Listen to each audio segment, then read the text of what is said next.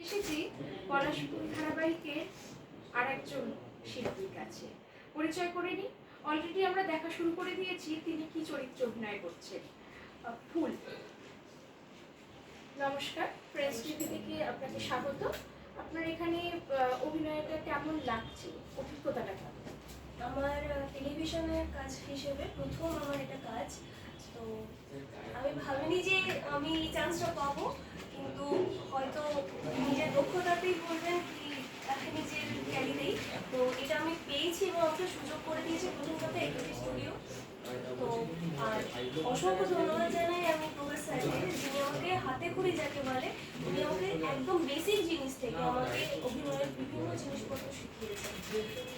আর এছাড়াও তো আমার কো অ্যাক্টররা যারা আছেন এবং যারা বক্স আর্টিস্ট আছেন ওনারা এমনভাবে সাপোর্ট করেছেন, মানে বুঝতে দিচ্ছেন না যে আমি নতুন কোনো একটা আর্টিস্ট আর কি।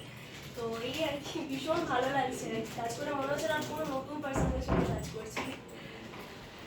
আচ্ছা, আপনার এখানে যে চরিত্রে আপনি অভিনয় করছেন সেই চরিত্রটা নিয়ে আপনি কিছু বলতে চাইলে বলতে পারেন। আমি যে চরিত্রে কাজ করছি সেই চরিত্রে প্রচন্ড একটা কমপ্লিকেটেড চরিত্র, মানে একটা পতিতাপল্লী যেখানে আজও আমাদের সমাজ একটু কোথাও বাঁকা চোখে দেখে সমাজটাকে।